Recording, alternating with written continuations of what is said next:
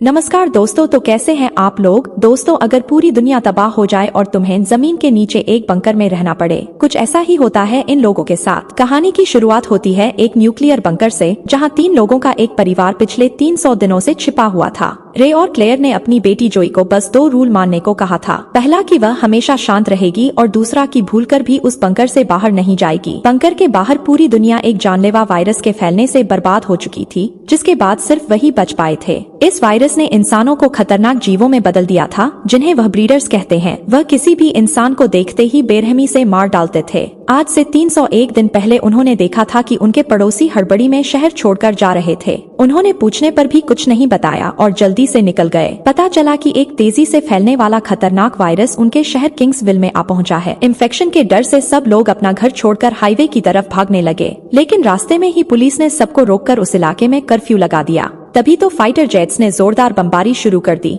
जिससे लोगों में अफरा तफरी मच गई। रेस जल्दी से अपने परिवार को एक स्कूल की तरफ ले आया और इससे पहले कि उन पर भी बॉम्ब गिरता, वह सब एक अंडरग्राउंड शेल्टर में उतर गए। वर्तमान समय में जो एक बहुत बुरा सपना देखकर अचानक नींद से जागी। सपने में ब्रीडर्स ने बंकर में घुसकर हमला कर दिया था। उसकी मां ने उसे विश्वास दिलाया कि वह सब सुरक्षित है, क्योंकि उसके पिता बाहर नजर रखने गए हैं। रे ने भी वापस आकर उसे समझाया, लेकिन वह बहुत डरी हुई थी। जोई ने खुद सीढ़ी चढ़कर देखा कि दरवाजा लोहे की मजबूत जंजीरों से बंधा हुआ था। यह देखकर उसे शांति मिली और वह अपने माँ बाप के पास किचन में चली गई। फिर उसने अपनी माँ क्लेयर के साथ रोज की तरह दीवार पर एक और लाइन बनाई, जो दिखाती है कि उन्हें उस बंकर में रहते हुए एक और दिन पूरा हो चुका है। अब उन्हें वहाँ पूरे 302 दिन हो चुके थे। इतना वक्त अकेले रहने से जोई उदास थी, क्योंकि वहाँ उसकी उम्र का दूसरा कोई बच्चा नहीं था। वह इस गुमसुम जगह में रहते रहते थक चुकी थी। इसके बाद वह सब खाना खाने बैठे, लेकिन पता चला कि खाने का डिब्बा एकदम खाली था। असल में वहाँ एक चूहे ने घुसकर उनके बचे खुचे डिब्बे खाली कर दिए थे। उन्होंने हिसाब लगाया कि चूहा एयर डक्ट के जरिए अंदर घुसा होगा।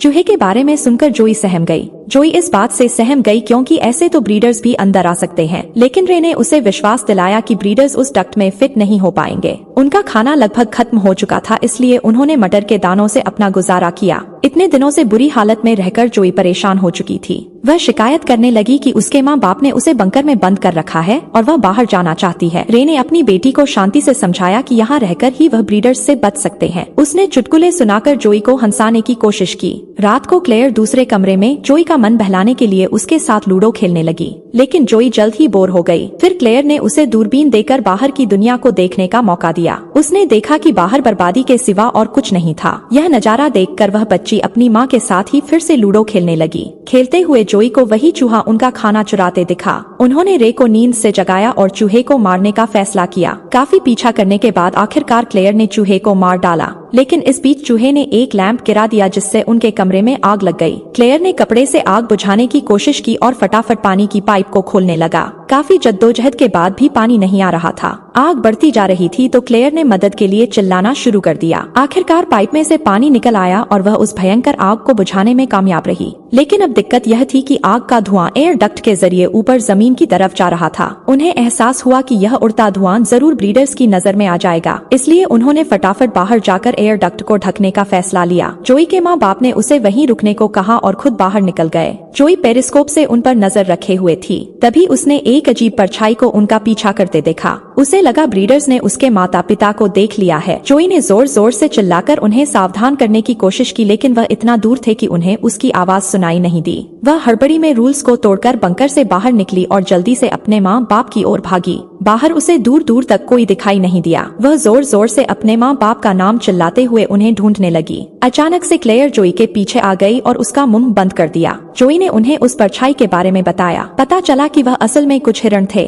वह तीनों खतरे से बचने के लिए भागकर अपने बंकर में चले गए। अंदर पहुंचते ही उन्हें ऊपर से ब्रीडर्स के चलने की आहट सुनाई दी। जैसे ही वह पैरों की आवाज उनसे दूर जाने लगी, जोई की डॉल की रस्सी अचानक कहीं अटक कर खिंच गई और स्टॉल में जोर जोर से म्यूजिक बजने लगा। रे बुरी तरह से डर गया और उसने डॉल की आवाज को बंद कर के लिए उसे पूरी तरह फाड़ डाला। लेकिन अब बहुत देर हो चुकी थी, क्योंकि प्रियदर्शी ने उस गुड़िया की आवाज सुन ली थी। वह जोर जोर से बंकर के दरवाजे की जंजीरों पर वार करने लगी। एक एक करके जंजीरें खुलने लगी थी। यह देखकर रे और क्लेयर सीढ़ी से चढ़कर उन्हें खुलने से रोकने की कोशिश में लग गए। एक पल को दरवाजा खुलने ही वाला था, लेकिन उन्होंने किसी तरह उस ब्रीडर को अंदर आने से रोक दिया। उन्होंने सोचा कि खतरा टल गया, लेकिन यह उनकी गलतफहमी थी। बाहर से आ रही आवाजें तेज हो गई। वहाँ पर और बीदर पहुँच चुके थे। उनके कुछ करने से पहले ही बीदर ने लोहे का दरवाजा तोड़ दिया और वह धम से नीचे आकर गिरा। वह तीनों हड़बड़ाहट में दूसरे कमरे की ओर भागे। क्लेयर ने लैंप गिराकर आग लगा दी, जिससे वह रास्ता ब्लॉक हो गया। उन्होंने एयर डक्ट के रास्ते से बाहर भागने का फैसला लिया। रे की मदद से क्लेयर उस तंग पाइप से बाहर आ गई। ऊपर जाकर उसने देखा कि खुशकिस्मती से वहाँ कोई ब्रीडर नहीं था। रे ने तुरंत जोई को भी पाइप से बाहर निकाल दिया,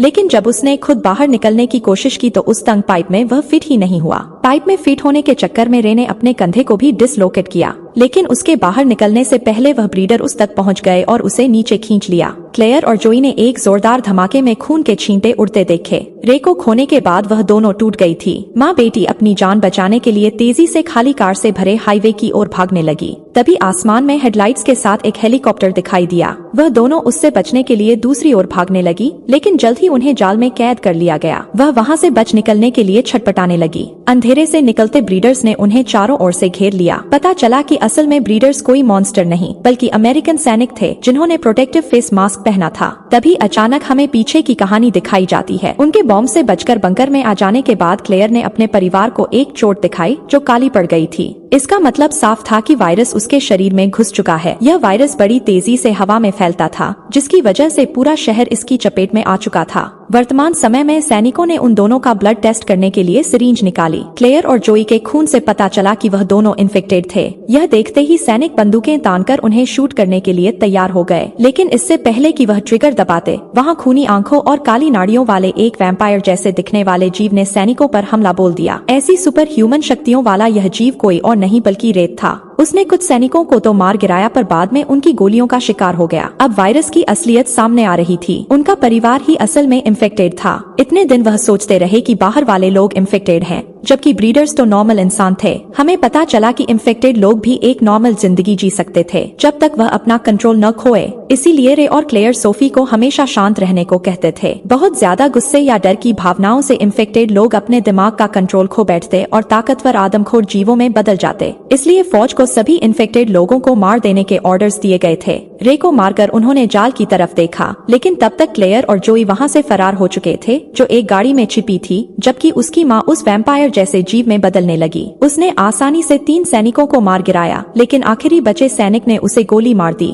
वह क्लेयर का काम तमाम करने ही वाला था कि अपनी माँ को मरता देख सोई भी अपना आपा खो बैठी। उसने तेजी से उस सिपाही का मास्क हटाकर उसे भी इन्फेक्टेड कर दिया। जोई तो उसे मारना चाहती थी, लेकिन क्लेयर ने उसे रोकते हुए समझाया कि उसके लिए सबसे बड़ी सजा यही होगी कि वह भी यह श्रापित जिंदगी जिए। आखिरकार वह दोनों के पास पहुँचे जो अपनी आखिरी सांसें ले रहा था। उन्होंने रोते बिलखते एक दूसरे को अलविदा कहा। कुछ पलों बाद उन्हें एक और हेलीकॉप्टर आता दिखाई दिया और वह दोनों तुरंत एक अंडरग्राउंड सुरंग ढूंढकर उसमें छिप गए। वहाँ उन्हें अपने पड़ोसी का बेटा सैम मिला, जिनको उन्होंने वायरस की शुरुआत में भागते देखा था। सैम उन्हें अंडरग्राउंड सीवर सिस्टम की ओर ले गया, जो असल में बाकी बचे इन्फेक्टेड लोगों का ठिकाना था। वह लोग महीनों से वहाँ छिपे हुए थे। क्लेयर और जोई को आखिरकार अपने जैसे लोग मिल गए और उन्होंने उनके साथ ही रहने का फैसला लिया। अंत में क्लेयर ने अपनी काली खूनी आंखों से सूरज को देखा और टनल का दरवाजा बंद कर दिया। दोस्तों, अगर वीडियो पसंद आया हो तो वीडियो को लाइक करें और चैनल को जरूर सब्सक्राइब करें। वीडियो देखने के लिए बहुत बहुत धन्यवाद।